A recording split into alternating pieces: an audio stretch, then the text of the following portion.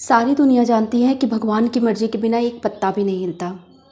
तो कोई भक्ति भाव सेवा उनकी मर्जी के बिना कैसे कर सकता है। सौभाग्यशाली होते हैं वो लोग जो भगवान की भक्ति सेवा आराधना कर पाते हैं। हरे कृष्ण दोस्तों, राधे राधे। मैं हूँ प्रिया उपाध्याय। तो आज मैं आप लोगों को एक ऐसी कहानी बताने जा रही हूँ भगवान श्री कृष्ण की भक्त कर्माबाई जी का। तो आप लोग ये कहानी पूरा सुनिएगा। भगवान श्री कृष्ण के परम भक्त कर्माबाई जी का जन्म राजस्थान नागौर जिले के ग्राम कालवा में एक जाट किसान जीवन राम डूटी के घर 1615 ईस्वी में हुआ था। समय बीत जाता है।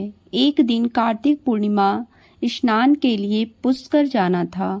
उनकी पत्नी भी साथ जा रही थी।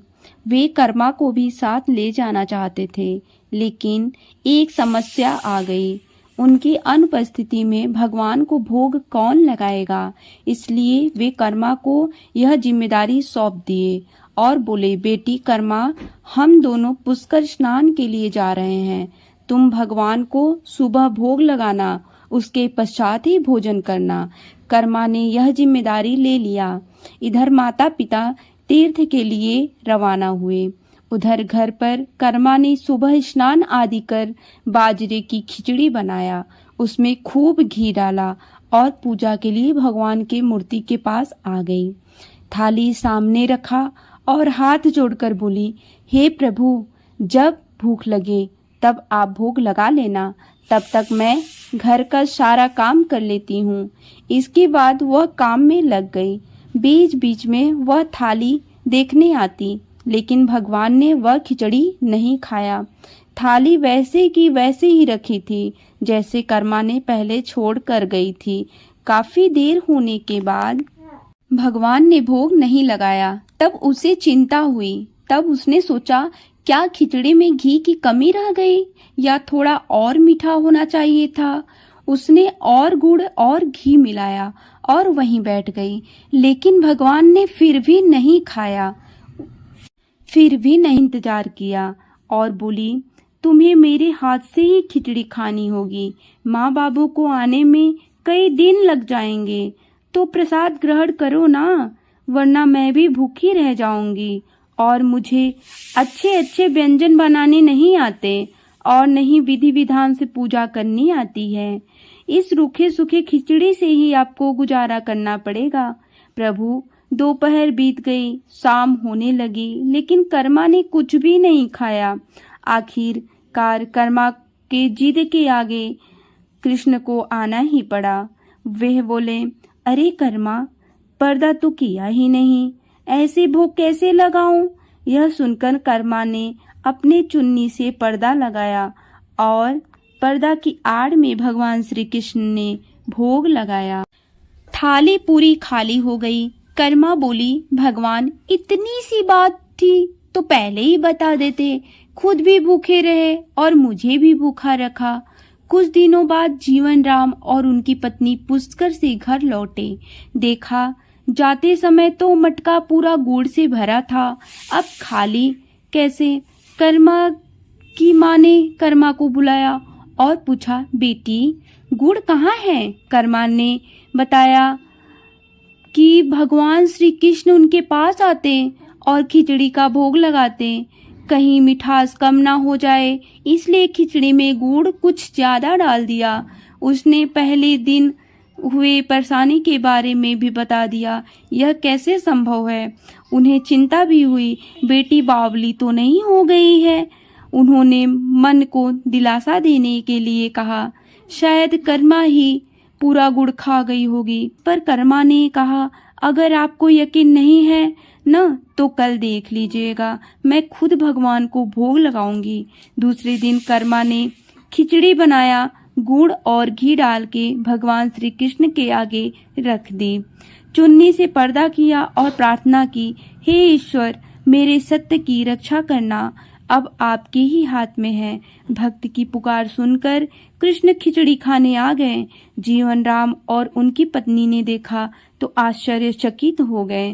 कर्मा के पिता ने सोचा, जिस भगवान को प्राप्त करने के लिए तीर्थ यात्रा में गए थे। वे भगवान तो हमारे घर में ही विराजमान हैं।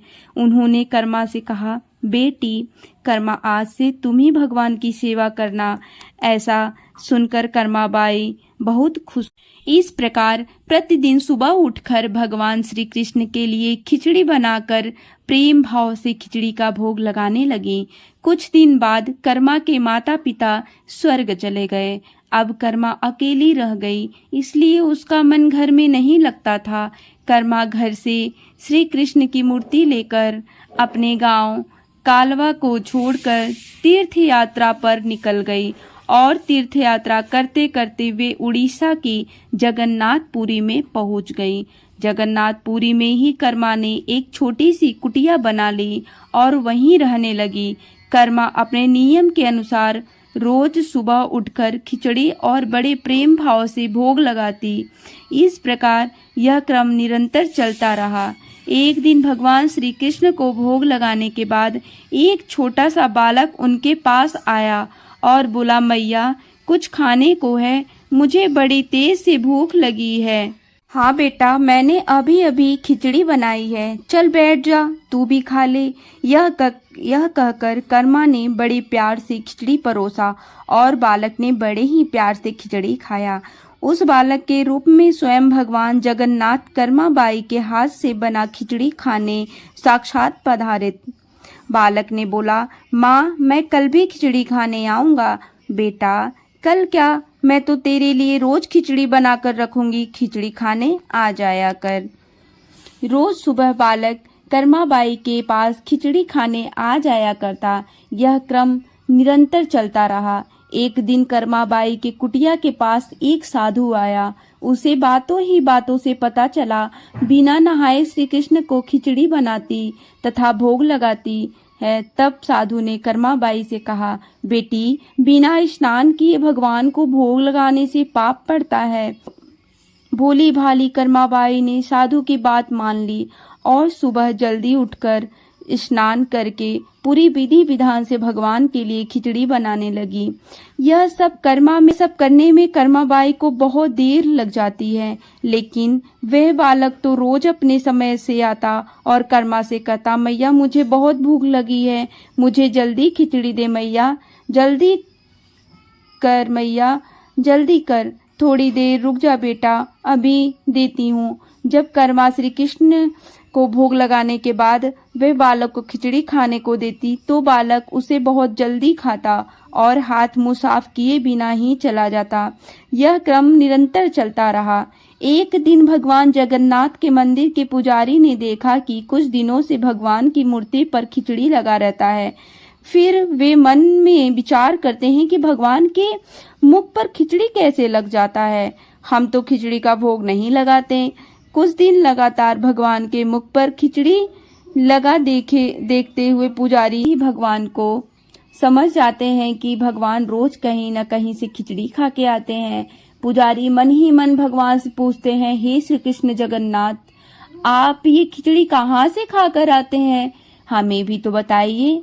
उसी दिन भगवान जगन्नाथ उनके सपने में आते हैं और कहते हैं, मेरी एक भक्त कर्माबाई जो कि जगन्नाथपुरी में ही रहती है और सुबह उठकर मेरे लिए बाजरे की खिचड़ी बनाती है, रोज बहुत प्रेम से मुझे भोग लगाती है। मुझे उसके हाथ का खिचड़ी बहुत पसंद है और मैं भी सुबह जल्दी कर्माबाई के पास खिचड़ी खाने जाता हूँ। परंतु कुछ दिन पहले एक साधु ने कर्माबाई से कहा, स्नान इत्यादि करके मुझे विधि विधान से भगवान को भोग लगाया करो। और कर्माबाई पूरी विधि विधान से मुझे भोग लगाती है। बहुत देर हो जाती है और मुझे इंतजार करना पड़ता है। तब तक मुझे भूख का कष्ट भी सहन करना पड़ता है और जब तक मैं खिचड़ी खाता हूँ तब तक मंदिर में भक्तगण आने लगते हैं, इसलिए मुझे बिना मुंह हाथ धोए जूठे मुंह ही आना पड़ता है। पुजारी जी श्री जगन्नाथ से यह सब जानकर अगले दिन उस साधु की खोज करवाता है। पुजारी साधु को सारी बातें बताता है। साधु यह बातें सुनकर घबरा जाता है और वह कर्माबाई के पास जाता है। बेटी तुम पहले की तरह सुबह जल्दी उठकर भगवान के लिए खिचड़ी बना दिया करो, तुम्हारे लिए कोई भी नियम या विधि विधान की आवश्यकता नहीं है। साधु की यह बात सुनकर कर्माबाई पहले की तरह खिचड़ी बनाती और भगवान को भोग लगाती तथा उस बालक को बड़े प्यार से खिचड़ी खिलाती रहती। यह क्रम कई वर्षों तक चलता रहा। एक दिन कर्माबाई संसार को छोड़कर प्रभु के धाम चली गई। उस दिन जगन्नाथपुरी के मंदिर में भगवान की आंख से आंसू बह रहे थे। यह देखकर मंदिर के सभी पुजारी और जगन्नाथपुरी के राजा मंदिर में उपस्थित हो गए और भगवान से विनती करने लगे कि भगवान, हम लोगों से कोई गलती तो नहीं हुई है जिसके कारण जगत के पालनहार की आंखों में आंसू बह रहे हैं। उसी तरह पुजारी के सपने में भगवान आते हैं और कहते हैं, आज कर्माबाई संसार से विदा हो गई हैं तथा मुझे सुबह खिचड़ी कौन खिलाएगा। अगले दिन सभी पुजारियों ने आपस में बात की और यह आदेश जारी किया कि कर्माबाई के नाम से आज से भगवान जगन्नाथ को खिचड़ी का भोग लगाया जाएगा। राधे राधे।